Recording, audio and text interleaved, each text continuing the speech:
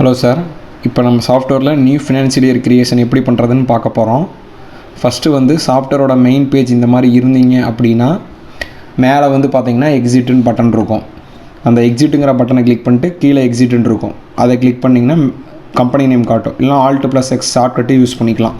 இந்த மாதிரி உங்கள் கம்பெனி நேமில் வச்சு கரெக்டாக என்ட்ரு பண்ணுங்கள். நம்ம கம்பெனி நேம் இருக்கும், அதில் வச்சு என்ட்ரு பண்ணிங்கன்னா அதில் வந்து நியூ ஃபினான்ஷியல் இயர் 5வது ஆப்ஷனாக இருக்கும். அந்த ஆப்ஷனை வந்து கிளிக் பண்ணுங்கள். நியூ ஃபினான்ஷியல் இயரை கிளிக் பண்ணோன்னே டேட் மெயினாக கரெக்டாக இருக்கான்னு பார்த்துங்க. இந்த மாதிரி டேட் இருக்கணும். 01/04/2025 to 31/03/2026 இந்த மாதிரி டேட்டு கரெக்டாக இருந்ததுன்னா அக்செப்ட் கொடுங்க. நீங்கள் வெரிஃபை பண்ணுறதுக்காக மறுபடியும் டேட்டு மேலே காமிக்கும், எஸ் கொடுத்துருங்க. எஸ் கொடுத்ததுக்கப்புறம் முக்கியமான ஆப்ஷன் இது தான். இது வந்து கேரி ஃபார்வேர்டுக்கான ஆப்ஷனு.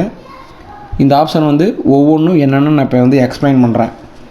உங்களுக்கு வந்து ஸ்டாக்கு, போன வருஷத்தோட ஸ்டாக்கு, அவுட்ஸ்டாண்டிங் எல்லாம் கேரி ஃபார்வர்ட் பண்ணுறதுக்கு இது எஸ்ஆர்னோ எல்லாமே ஒன்றா கொடுக்கணும். ஃபஸ்ட்டு லெஜர் பேலன்ஸ் அவுட்ஸ்டாண்டிங் இருக்குங்களா, இது ரெண்டுக்கு எஸ் கொடுத்தீங்கன்னா போன வருஷத்தோட க்ளோசிங் அவுட்ஸ்டாண்டிங் பேலன்ஸ் ரெண்டுமே இந்த வருஷத்துக்கு எடுத்துகிட்டு வந்துடும். அடுத்து வந்து ஸ்டாக் பேலன்சஸ். உங்களுக்கு ஸ்டாக் எல்லாம் பர்ஃபெக்டாக இருக்குது, 1-2 ஐட்டம் அப்படி தான் தப்பாக இருக்குது அப்படின்னா ஸ்டாக் பேலன்ஸு கம்பல்சரி வந்து எஸ் கொடுத்துருங்க. எல்லா ஐட்டமும் தப்பாக இருக்குது, ஸ்டாக்கை நான் கரெக்ட் பண்ணிக்கிறேன் அப்படின்னா அது வந்து நான் நோ கொடுத்துருங்க. இது வந்து நீங்கள் நோ கொடுத்தீங்கன்னா ஸ்டாக் எதுவும் எடுத்துகிட்டு வராது, வெறும் ப்ராடக்ட் மட்டும்தான் உங்களுக்கு எடுத்துகிட்டு வரும். உங்களுக்கு ப்ராடக்ட் எடுத்துகிட்டு வந்ததுக்கப்புறம் நீங்கள் ஓப்பனிங் ஸ்டாக்கில் போய் ஒவ்வொரு ஐட்டத்துக்கும் நீங்கள் ஸ்டாக் என்ட்ரி பண்ணுற மாதிரி இருக்கும். இது எஸ் கொடுத்தீங்கன்னா மட்டும்தான் போன வருஷம் என்ன ஸ்டாக் இருந்ததோ அந்த ஸ்டாக் அப்படியே உங்களுக்கு இந்த வருஷம் இயருக்கு உங்களுக்கு க்ளோசிங் ஸ்டாக்காக வந்து எடுத்துகிட்டு வந்துடும். ஸ்டாக் பேலன்ஸ் வந்து கம்பல்சரி எஸ் கொடுத்துருங்க. 1-2 ஐட்டம் தான் தப்பாக இருக்குது அப்படின்னா அது எஸ் கொடுத்துருங்க, ஒன்றும் பிரச்சனை இல்லை.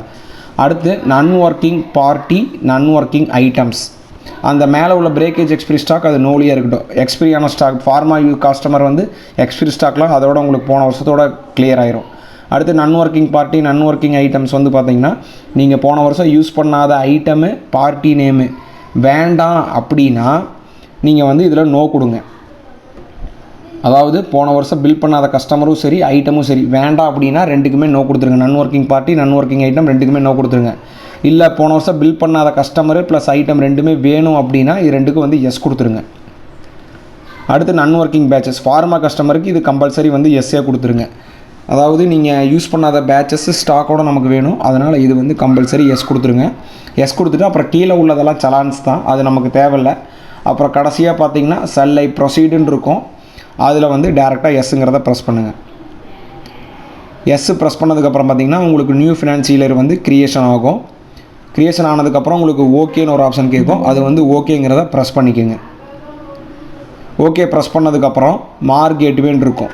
ஜஸ்ட் ஒரு என்டர் ப்ரெஸ் பண்ணிங்கன்னா மார்க் கேட்வேன்னு வரும். அதில் என்டர் ப்ரெஸ் பண்ணிங்கன்னா 25 to 26 ஃபினான்ஷியல் இயர் காட்டும். அப்படியே என்டர் அடிச்சிங்கன்னா உள்ளே போயிடும். உள்ளே போனதுக்கப்புறம் ஜஸ்ட்டு சேல் பில்லுக்குள்ளே போய் பார்த்தீங்கன்னா உங்களுக்கு 1/4/2025 இந்த வருஷத்துக்கான தேதி வந்து ஆட்டோமேட்டிக்காக வந்துடும். இந்த ஃபினான்ஷியல் இயர் வந்து இந்த 31ஆம் தேதி பில்லிங்கை முடிச்சிட்டிங்க அப்படின்னா இயர் வந்து நீங்கள் க்ரியேட் பண்ணிக்கிங்க. அதுக்கு முன்னாடி க்ரியேட் பண்ண வேண்டாம். ஓகேங்க சார், ஏதாவது டவுட் இருந்தால் எனக்கு கால் பண்ணுங்கள். தேங்க்யூ.